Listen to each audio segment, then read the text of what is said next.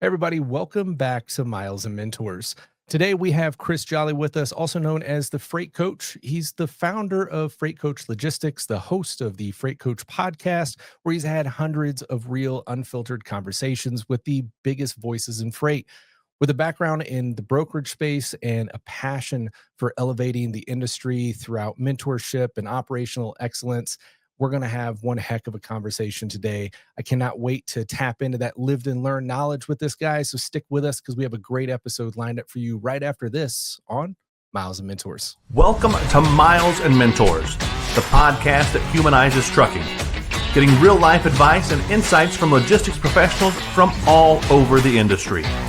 We sit down with those seasoned mentors who have put in the miles with a mission to pass on the knowledge gained from years in the industry to you. Now buckle up and enjoy the show.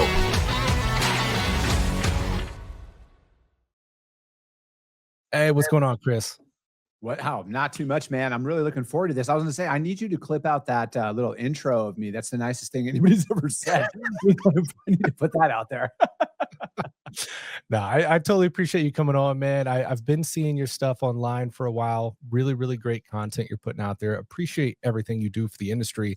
And, selfishly, I'm just stoked to have you on here to kind of tap into your brain. So I appreciate you coming on and chatting with us today, man. No, absolutely. I appreciate it. And it's, it's really a lot of why I do the show at the end of the day is I just want to put the real information out there. I feel like in today's day and age with social media and everything else, there's just so much garbage out there, Alex, that at the end of the day, man, we need more people who are active in the industry to put the right information out there because, like, man, at the end of the day, I just want to see people stay in business. I feel like it's hard enough to make it in trucking, let alone these individuals who are getting sold a bill of goods from people who don't even do the job or have never even done it. Yep. 100%, man. Well, let's start here. Obviously, people should know you, but for those that don't, shame on them. But if you could, let's start out with just who you are and your role in the industry today, man. Yeah, so my name is Chris Jolly, and I'm the founder of Freight Coach Logistics and also Freight Coach Enterprises. And Freight Coach Enterprises is it's just the parent company of my media stuff that I do on the podcast, which is ironically the Freight Coach podcast. So if you have any questions about branding, you guys, that's how you do it. You want to have everything under one umbrella. But I've been in the industry indirectly my entire life. I actually come from a family of truck drivers. My great grandparents, when they immigrated here from Germany back in the 1930s, they started a trucking company in Iowa. And my dad drove. He was an owner op for almost 40 years. Uncles drove. My brother-in-law currently drives. So it's I've been around this. This is all I've ever known. And I've personally been in the industry for almost 20 years now. 15 of those as a broker. And, I just all I know is freight at the end of the day. I truly have a passion for it. Because I've seen, I've just seen how much good this industry can do. And it's literally fed me my entire life from a literal and physical standpoint. I love that, man. Well, we always kind of start out from the point of what brought you into this industry. And obviously we're hearing about a lot of that background, that family history, but is that what tied it in for you, or why this industry for you? Why'd you make that leap yourself?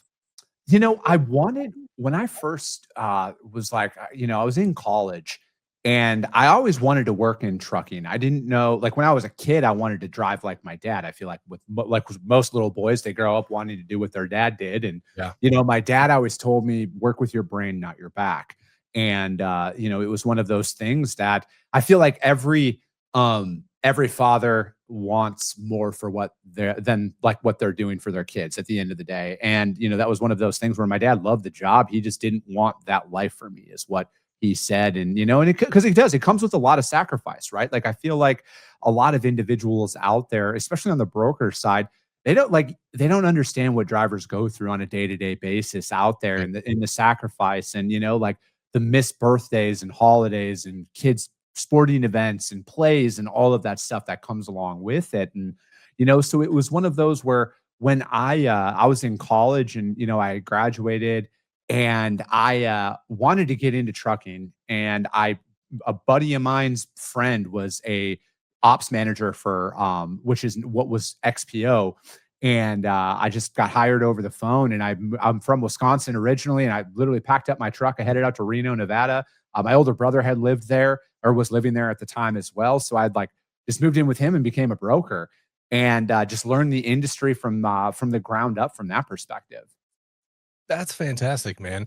Now, talking about, your dad and whatever, maybe not wanting you to jump into the industry like that. What was his experience from your opinion? I mean, he spent some years in it. Did he take it like a quality experience away from it? Did he struggle with it? No, he was self-employed for almost 40 years. Like he was, I think a lot of it, he his personality, man, like he couldn't have worked in an office. Like he Yeah. just didn't. That's just not. That just wasn't him. And he was that nomad personality. He loved the open road. He loved being out there and working and driving trucks. He wanted. I think what it was is there was some he had some demons just like everybody, and I think there was he didn't want me to go down that path Mhm. Yeah. of certain things. So I think that's really what it was. And he also he was a realist about how things are. And I like when I had first started my podcast, for example, I had asked him, I'm like, Dad, I want you to come on the show. Like, I want to interview you. Like, you drove in the 70s and the 80s before most people were even born who are in the industry right now. Right. And he was just like, Chris, he's like, there's no point. I'm like, what do you mean there's no point? He's like, everything you're talking about today was an issue back then. Nobody's done anything about it. He's like, so why would I come on there and say anything if it's just going to fall on deaf ears? And that kind of hit me like a ton of bricks because like I had like just started my podcast back then in 2020. And I'm like, come on, Dad, like you drove for 35 years. This would be awesome. But like it kind of hit me a little bit. And I'm like, damn, I guess I never really thought of it that way. And that was one of those things that, it was and it still is to this day. It's a very big driving force of like, man, if we're going to fix this industry, it has to come from within. Nobody is going to come in from out of this industry and actually make a meaningful change in it. It's got to come from the people who eat, sleep, and bleed freight. Yeah. At the end of the day, those are the ones who are going to make the most impactful differences out there, not the person who's like, again, I'm not knocking on anybody, but like just the guy who's coming in, who's VC backed, who plan is to exit in 5 years. It's like, no, man, I want those legacy family owned companies. It's individuals like us that need to step up and do something about it. Yeah. Yeah. It's awesome hearing you say that, but like, that whole aspect there, the people that eat, sleep and breathe, like this industry. And then, the whole aspect of, your father being like, work with your mind, not your back. All this is coming in because I'm like, he was doing all that though, right? Like it's better. And there's layers to the industry, but especially when you get out of the whole company driver and you take on that business yourself as that owner operator. I mean, props go out to those guys because not only is trucking, I mean, you can do really well in the industry, but it takes its toll at the same time. Like trucking is what it is. It's not the easiest industry out there. But in that owner operator space, I mean, you're taking that office and you're putting wheels on it and all the other responsibilities that come around that. I mean, you're working with your back, but you're working with your brain to be successful in that. I mean, quite frequently, I don't know, it's just a really impressive role for me. How was that for you growing up and seeing your family involved in that? You kind of getting to see, the behind the scenes and everything, what it looks like. Like, what impact did that have on you? I mean, seeing him come off the road, for whether it was a week at a time or 2 weeks at a time, and essentially throwing his trip settlement on the on the table and having my mom start breaking it apart and organizing all of his receipts and Yeah. making sure everything was uploaded properly. And again, he was driving before technology and automation was a thing. It's like now with my business, I have a QuickBooks app, right? Like I just snap Right. receipts right away and it auto fills itself out and it's itemized properly and all of that stuff, right? So it's like I don't have to worry about any of those things. But you see him come off the road, he's asleep pretty much the whole time because he's up 14, 15, 16 hours a day for 2 weeks straight. Minimal sleep, minimal rest. He comes home and he sleeps the whole time, and then essentially he was back out on the road again. And it's tough, right? Because it's like you want your dad to like come hang out with you. And as a little boy, I didn't understand it. As a almost 40-year-old man now. I get it, right? Like I understand he was out there doing what he had to do to provide for his family. And it's like, I mean, dude, we were never hungry, we were never homeless. He Yeah. did what he had to do to make sure we were taken care of. And I have the utmost respect for it, right? Like I'll always say my dad was the hardest working man I've ever met in my life. Yeah. Sounds like it, man. 100%. That's awesome. Props to him. Well, I want to dive into a little bit of your experience as well here, right? Like you've trained brokers, you've built 3PLs, you've coached companies. What are some of the early lessons that still guide you and how you do business today? Man, there's a lot to unpack with that. There's a lot of stuff, but I feel like our number one core value in my brokerage is do the right thing. And that's a subjective statement to a lot of individuals out there. But I've been talking about this a lot on my show. Is like at the end of the day, I view my company as a hospitality organization that just happens to move truckloads. Because like I have to make sure my customer's happy, but I got to make sure my carrier's happy at the same time. Because Very true. like I'm still, and I'll put this challenge out to your audience as well. I'm still waiting for the freight brokerage to come to me with a business plan that operates as a freight broker does without trucks. Because like again, there's a big disconnect out there, and I'm not immune from any of those behaviors in my career that drivers hate brokers for. All right, like I've done that, and I've learned from that. Yeah. But my thing is now is doing the right thing. It's simple, right? Like it's calling shippers, it's calling receivers, it's verifying that loads are ready, it's verifying that like they have the right equipment to offload the products. So inside of my organization, we are 99% flatbed, right? Flat step, Conestoga, RGN, OD, a little bit of OD. But like not everybody has the right equipment to offload the product upon arrival. So it's like we go up, it's an SOP for us, but like it is, how do we keep this as seamless as possible? How do we keep this as fluid as possible? So when our driver shows up at the shipper, the product's ready for him. They know it needs tarps. They know it needs edge protectors. All of that's verified. We've called the receiver. We've verified their hours of operation. They have the right equipment to offload the driver. We go and do that on every single shipment because I look at it as, I have to make sure my customer's happy. We're delivering to their customers 99% of the time. And Right. those drivers are a direct representation of my customer. So why would I set them up for failure? Why would I not do something to make sure that, hey, this shipment is going to go as seamless as possible? And if something goes wrong, we're on the phone, we're dealing with it. We're making sure everybody's on the same page with that. And those are some of those early lessons that I wish I would have applied on every single shipment, because 90% of my issues that I was faced earlier in my career have since gone away by taking this extremely proactive approach to making sure all of this is done all the time. And everybody is aware of the requirements before they accept a load with us, right? Like I'm going to talk to the driver. I'm going to make sure that they are who they say they are. Everything is there. Hey, just so you know, this load needs tarps. Are you aware of that? You are. Perfect. Hey, you need edge protectors. Do you have them? You do. Awesome. And then we just go through all of that stuff, because I hate surprises. And I know drivers hate surprises at the end of the day. So I want to make sure, like, hey, let's take a couple of minutes on the front end to make sure that we're all aligned here. And, so it's like, it's just those little things like that I feel like we have to make sure everybody's set up for success, because as a broker, if you don't do stuff like that, eventually your customer is going to look outside of you to move their freight. Because if you're causing them more issues, it doesn't matter what you're quoting them, how much money you're air quote saving them, if you can't execute upon it. Yeah. You touch on some fantastic stuff there, and it's really making me think.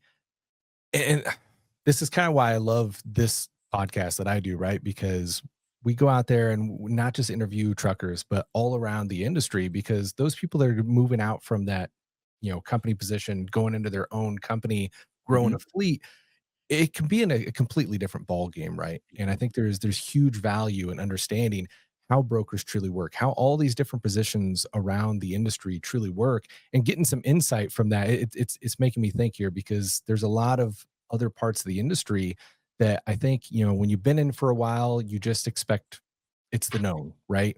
And then somebody fresh coming in and taking on that business aspect, it's like, Well, you kind of, guessing and so forth. If we could back up just a little bit and just for somebody fresh into the industry, like what does the broker space look like? What's a day to day for you? And what's something that you want drivers to really know about your side of the industry? Um, I think one thing I want drivers to know about what brokers do is the reputation that brokers have out there are earned. It's not a fallacy. Like drivers aren't crazy when they're frustrated with drivers, but we don't all operate like that, right? Sure. And I want drivers to know that one thing. I've never received a bill of lading from my customer that doesn't have weights, doesn't have commodities, doesn't have piece counts. I've never heard of a work-in before that's like either it's an appointment or they're first come, first serve. They're not ready for you when they show up. More times than not, the broker failed on a load and you're the one who's hung out to dry. But not everybody out there operates like that, right? So it's like when I'm vetting a carrier to haul our freight and I am asking a bunch of questions on the front end, it's because I have a real shipment that I need to make sure that we're all on the same page, because I don't want to send you in to pick up a load, you thinking 6-foot tarps work, because that's all you have, but it actually needs 8-foot tarps, and then you get kicked out of the shipper because you don't have the right equipment and stuff like that. Yeah. So I think, from my perspective, that's where a lot of it comes from. But I also understand that, because I talk to drivers all the time too, man. And unfortunately, we are the anomaly out there in the market who sets them up for success. There's not a lot of individuals out there and operations out there that do that. But rest assured, flatbed drivers, I'm working to get set up with every shipper in North America, so you guys don't have to deal with that crap anymore. But I just think that, from my perspective as a broker, if you're new to the industry, you got to choose a niche and really dive deep in it and become a subject matter expert. I just think that the days of being a generalist are done unless you're working for a top 10 broker out there. Just go to the Transport Topics top 10. Unless you're working for a company of that size who has the capabilities to execute air freight, intermodal freight, ocean freight, OTR, LTL, all of that stuff at a very high level, don't put yourself in that situation, because it used to work back in the day, but that's just not the case anymore. People want subject matter experts. And I say that because I'm cold calling shippers every single day. I've called shippers this morning. And when I talk to people, the things that stand out is like, no, hey, this is what we do. This is what we specialize in. We only do flatbed, open deck freight. That's all I touch. If your freight is 70% dry van, I want nothing to do with it, right? Like I want that method. And I do that. And I say that because of everything that I was describing earlier in this show about making sure that our drivers are set up for success. I have a very high probability of knowing tarps, edge protectors, dunnage, crane offload, job site offload, whatever that looks like, just by the commodity on my prospects' websites. And I think like it just helps you stand out in a saturated crowd, because freight brokerage, trucking is highly competitive. There are tens of, not 20s of thousands of companies out there, all competing for the same market share. And the market's big, right? But I look at it like this as well. Flatbed alone is like $60 billion a year in available freight. 60 billion. There's not one company out there that does $60 billion worth of flatbed, or even $2 billion worth of like, there's so much opportunity. Why go and do everything for, cause like it's just that old saying, man, if you're everything to everyone, you're no one to everyone. And I feel like that's just one of those business lessons that I feel like you can build $100 million a year company, then you can start looking at something else. But up until that point, there's no need. There's too much opportunity that's out there. That's an interesting thought, man. I like how you frame that. It's making me think here, and I'm outside the box. So tell me if I'm wrong, but by niching down and kind of having that dedicated style of freight that you do in that way, I mean, obviously you got to make sure you can link it and stuff, but in that way of not trying to drive deadhead, having loads both ways, does that make it easier ultimately if you can book those, that you're doing the same type of freight, you're loading it the same, like instead of switching from all these various different types and trying to guesstimate what the next hurdle is going to be, you keep some kind of consistency there? Yeah, we keep the same consistency because we also operate with the same carriers as well, right? Like 80 to 85% of our freight that we move is booked with 5 or less trucking companies. Wow. They get first crack at everything. If you ever see my name or my company's name posting a load, it's because my core carriers don't have capacity in the area. That's the only way that it's out there. And when we do that, because again, it's all about that familiarity, right? Like I want that buy-in. I want that trucking company, that owner operator to be like, no, I like working with Chris and his team because they pay well, they pay me fast, the freight's ready, and they keep me rolling. And I want that because that we're in an extended market of overcapacity at the end of the day. There's a lot of trucks that are out there. It's not always going to be that way. Yeah. There's going to come a time when it's going to be a carrier market again. I've operated in them. I know them, but I have all the faith in the world that all of our drivers that we have been working with now almost on a daily, if not weekly basis for the last 3 years are going to remember us, and they're going to give us first crack at their capacity when things change out there. And I'm trying to play the long game with it. But again, it's just that familiarity and that comfort that comes along with it. Because I feel like in today's day and age with fraud, identity theft, all of that stuff that's going on, like there's great software that's out there, man. But the only way to truly verify it is working with the same guys time and time again. That are legit. And I feel like once you can do that, man, there's that's that sweet spot that we're all looking for is yeah, you know what? It's worth the additional money that I pay. I could make more money as a broker if I went to the spot market every single time. But man, I don't like that. I don't want to do that stuff. Why look outside of my network when I have quality drivers who do what they say they're going to do and they know the load requirements for everything? Why would I want to go and break out to make an extra $100? Like, it's just not worth it. Right. You touched on some great points there. And again, you're talking to these guys all day, every day. Plus with the podcast, you've had some chances to have some really amazing insight and gather that data and that personal relationship out there. Thinking about these guys going as company drivers into owner operators, you're taking on that business, as a whole. You mentioned cash flow and kind of the money aspect of the game, and that becomes a whole different ballpark going from that company driver to running your own business, right? Do you see maintaining a healthy cash flow in your business as, one of the most difficult or critical parts of, sustaining within the environment, the industry, or kind of what have you seen out there in that regard? It's the only thing that matters in business is cash flow. Yeah. Like I would say having a financial understanding about what you're getting, like knowing how your money works. I mean, I've mentioned this countless times. The best move I made in business was hiring my CPA. And he had me running my business like a business, because business financials and personal financials are two very different things out there.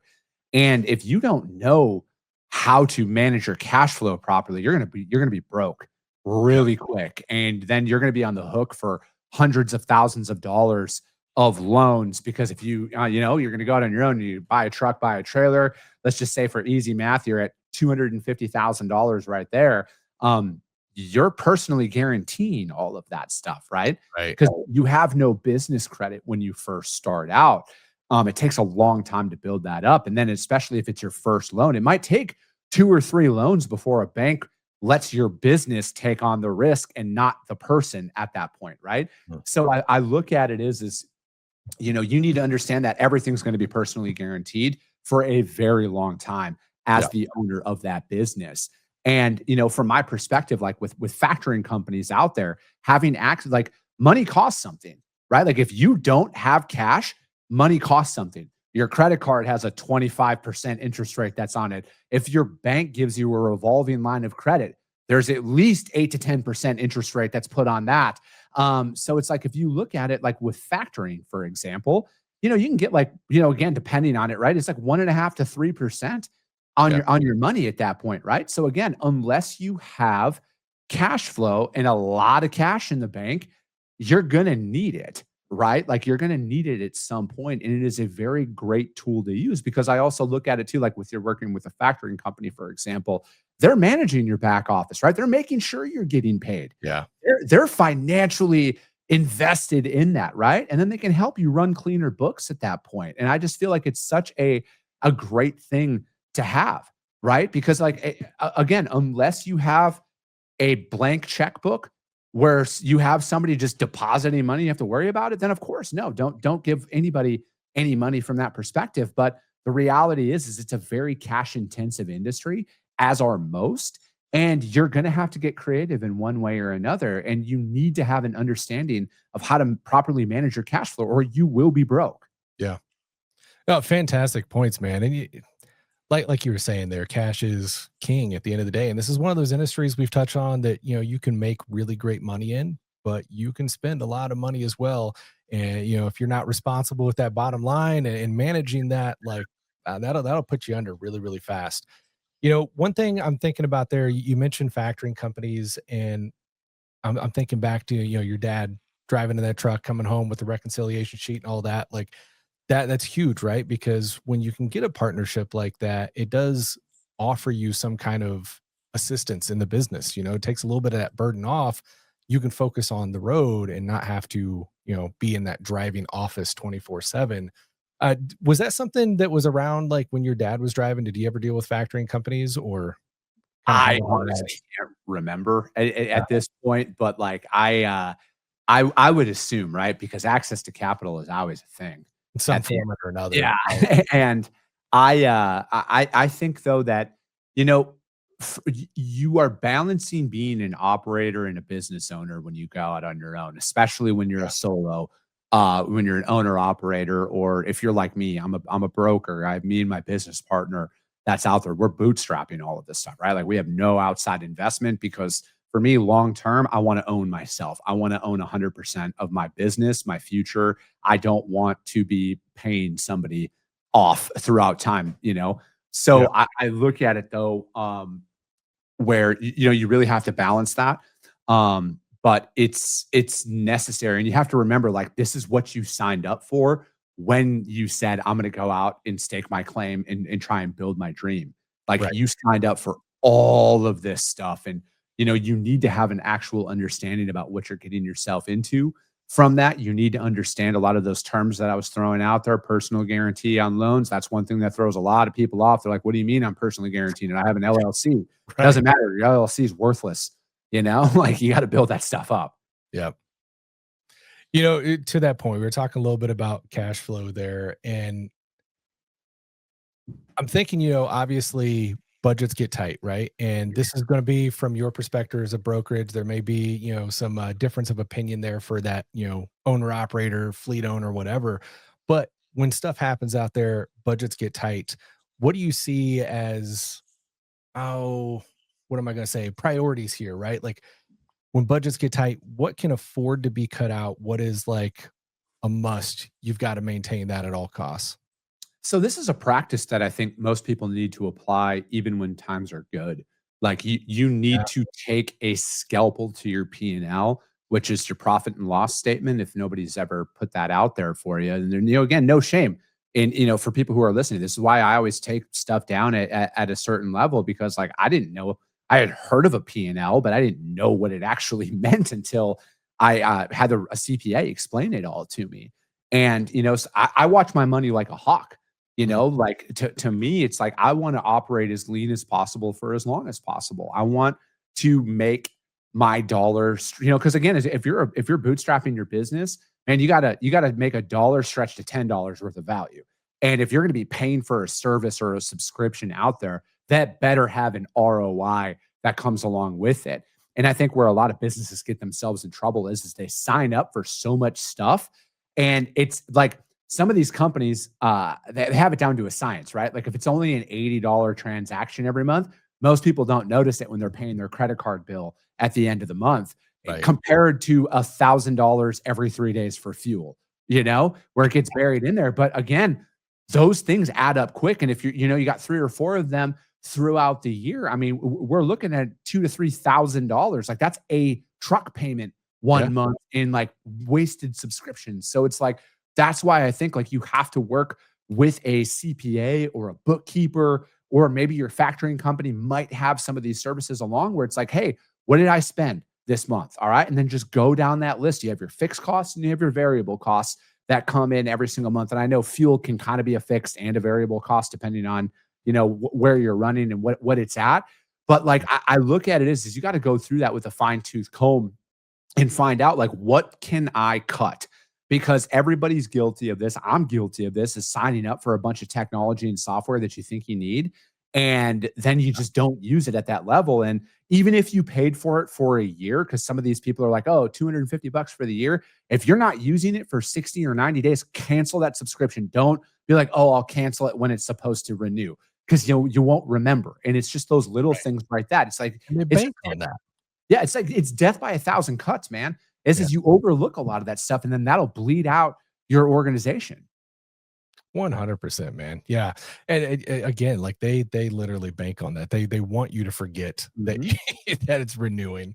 And even then, they're getting trickier and trickier. Half these places, it's not just as simple as clicking unsubscribe anymore. It's they know what they're doing. They know what they're doing. But 100%, man, you make that switch. You are a business owner, and there is a lot that comes along with that.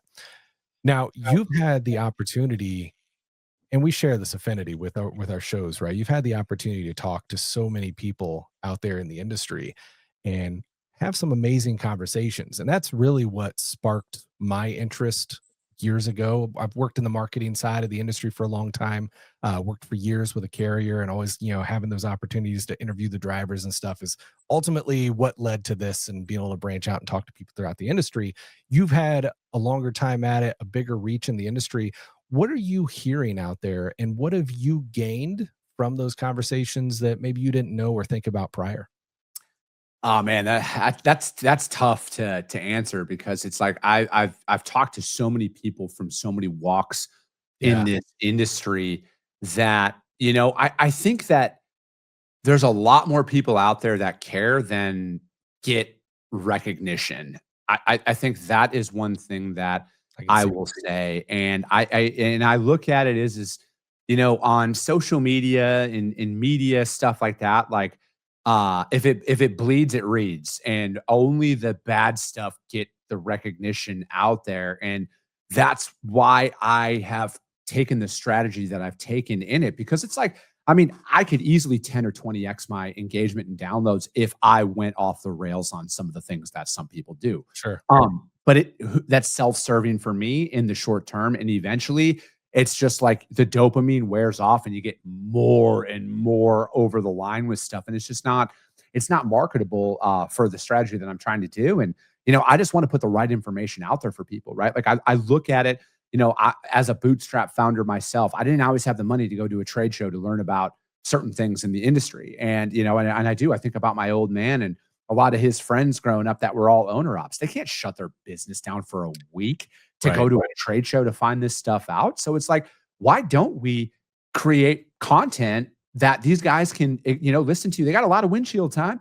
Like how great would it be to be able to have some quality information come in their way by people who walk that life, right? Like explaining to some, like I have some guys from the insurance industry that come on my show and they break down, this is what contingent cargo means. This is what liability means. These are exclusion lists. And if you're hauling freight and you might be under an exclusion list, like this is how you double check that stuff. And there, it's just like actual tangible strategies. And then, I have another guy on the truck finance side of things. He comes in often and like, hey guys, this is how you can better prepare yourself to scale your fleet.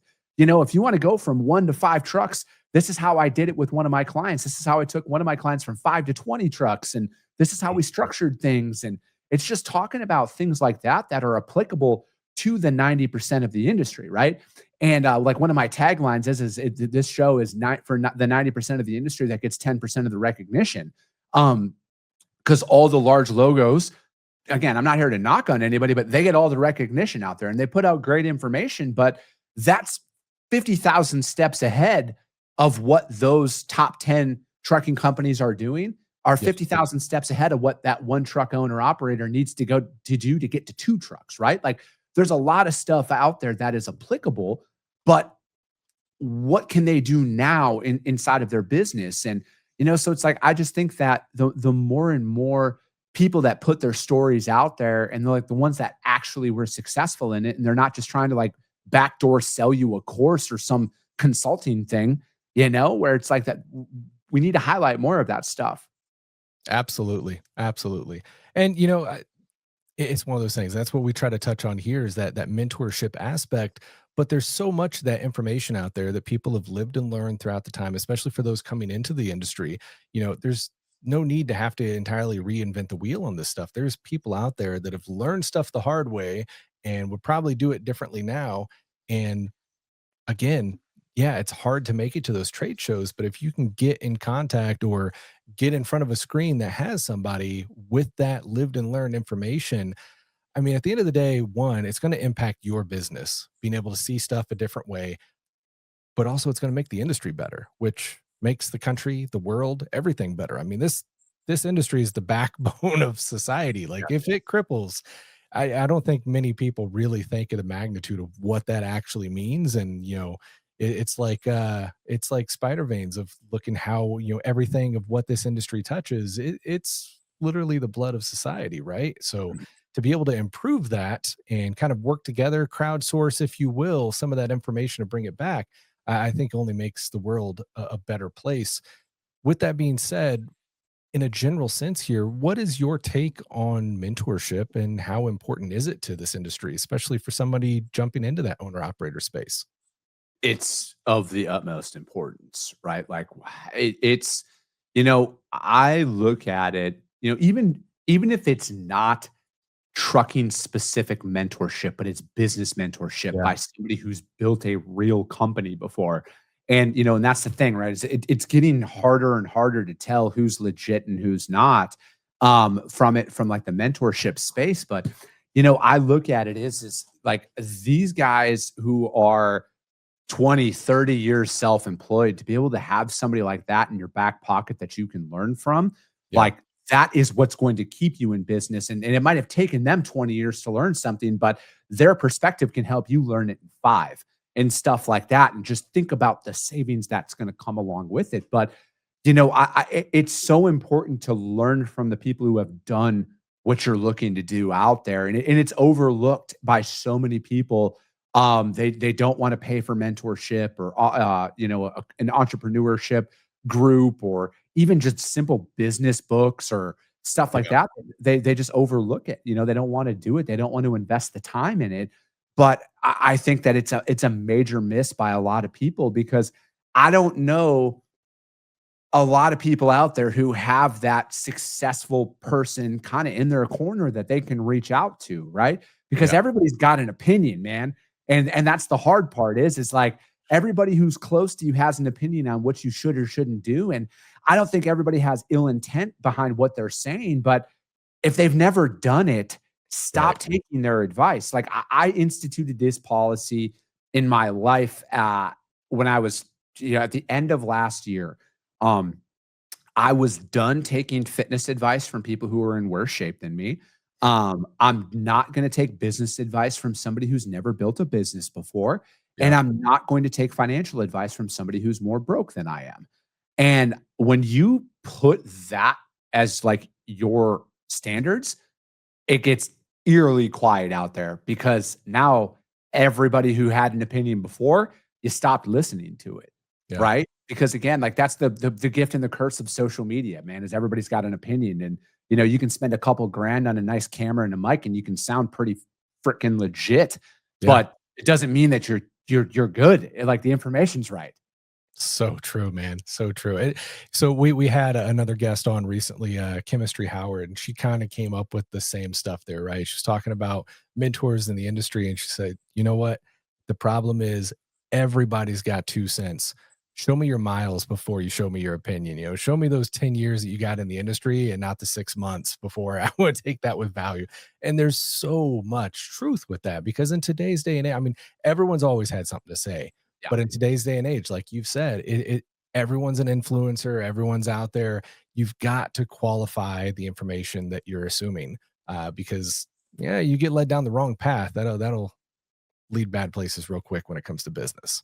No, absolutely, man. And it's actually one of those, man, I hate like I don't hate that people will call me an influencer because like I take it as it's like, yes, I'm trying to influence people for the right reasons Sure. out there, but like I'm an entrepreneur, I'm a business builder. Like Right. I have real companies that we're doing real stuff, and I've been doing this job for a very long time. But yeah, man, that's the thing is everybody's got an opinion. I feel like most people out there are trying to charge people for every little thing out there. And like I'm very fortunate on my show. I have advertisers, right? Like so like I don't charge people to come on my show. I don't do any of that stuff. I'm not looking to gain it. I'm just looking to tell some good stories out there and help some people. And that's what it's going to boil down to.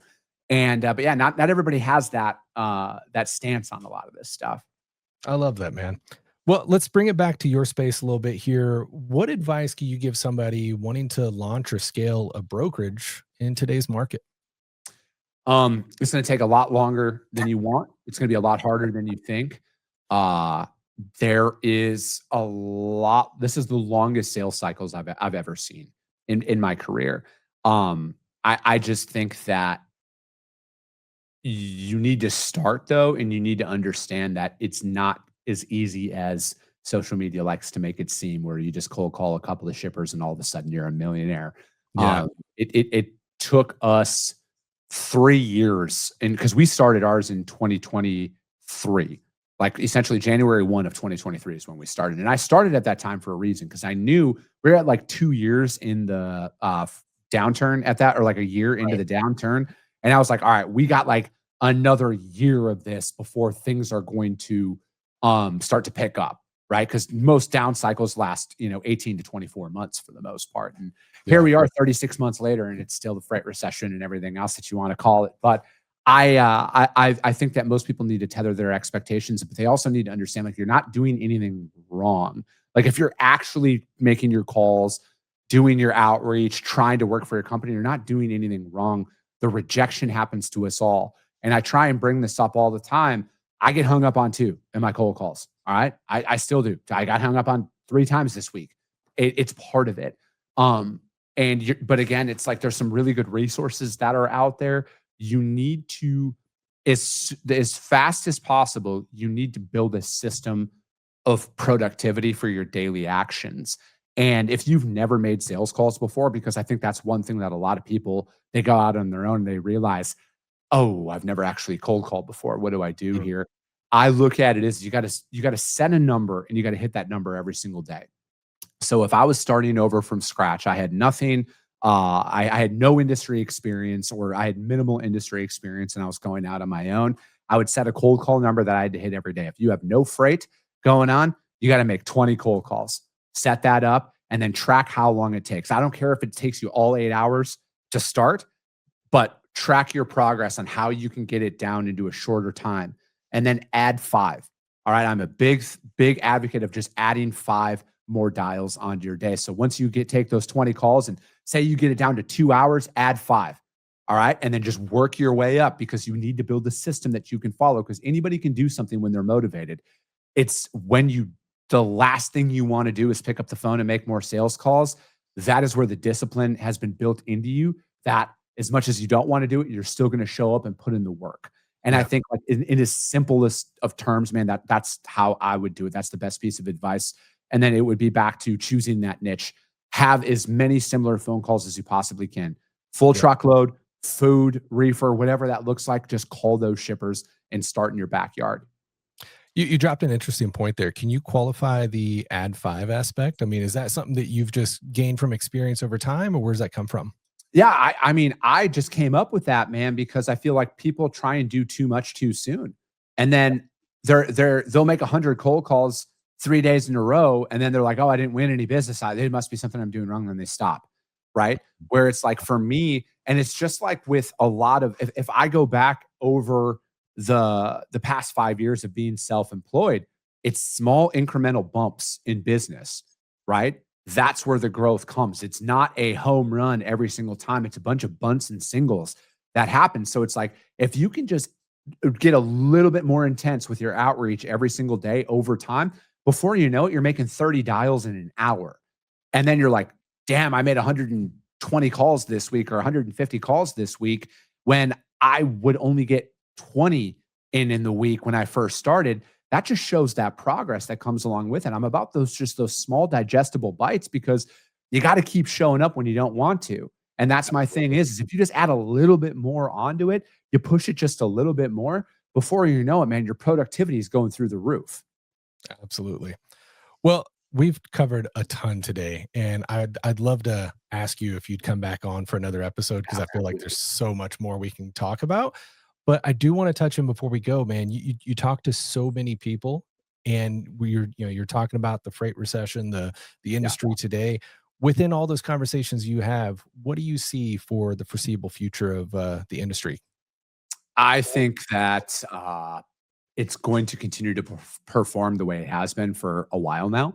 I think it's going to probably be this way in all of 2026. I think everything is hinging on the Fed's lowering interest rate Mm, down to where people are able to use money for less interest. And I think when that happens, I feel like the consumer confidence is going to start to increase. But I think a lot of people, the truest sign of a market recovery is when new construction starts. Like once flatbed starts to increase, then yeah, people can expect the downstream effect to come along with it. I think that there's a lot hinging, like I said, on interest rates, and there's a lot hinging on tariffs and ELP right now. Like at the end of the day, there's more. It's in simplest form, supply and demand. There's excess capacity that's on the road right now. I don't want to see anybody lose their job or their livelihood, but right. people need to leave. Like trucking companies need to leave. Drivers need to leave to balance that back out to where the current freight volumes are. The only other thing that could happen is if there's a massive gang rush of freight that comes into the market through imports and everything else. And that's why I say with the Feds lowering interest rates, that could, spark a recovery. But I feel like until that happens, we're going to be sitting idle. Fantastic insight. Well, man, we've covered a lot, and we're going to twist your arm and get you back here. With that said, anything you feel like we've missed today? No, man. I think like at the end of the day, if you're out there and you feel like everything's struggling in your business, this is what you signed up for, right? If you're self-employed, if you're an owner operator, if you're a solopreneur, whatever that looks like, and it's hard, this is what you signed up for. All right. Like making, I think it's less than 9% of businesses make more than $1 million a year in revenue. So if you're building and you're not alone, right? Like and you just need to keep showing up. And that's why I'm just a big systems guy at the end of the day is it's very tough to quantify your progress early on when you're seemingly not getting anywhere. And that's why I just keep it into a couple of key tasks. Absolutely. Man, you have been awesome. I've really, really enjoyed our chat today. We've covered so many great topics. Like I said, going to twist your arm, get you back in here. But before we let you go, I want to give you an opportunity for some shameless plugs. How can people find out more about you, get in touch with you, find your show, all that jazz? Yeah, absolutely. Thefreightcoach.com. You can go to our website. You just look for the Freight Coach on any major social media platform. You'll find me on there. You can send me a DM. I personally respond to all of that. Or my podcast is on iTunes and Spotify. Just the Freight Coach podcast is on there. And then if you want to reach out to the show at all, just email podcast@thefreightcoach.com. Fantastic. Well, man, thank you again so much for letting us take some time out of your day today and pick your brain. Thanks for all that you do for the industry and all the content that you're putting out there, man. It's really awesome stuff and means the world. I appreciate it. Thank you so much. Yep. Everyone out there watching, thanks so much for tuning in. Make sure you like, subscribe, go check out the Freight Coach. Sorry, I got to get your name right there.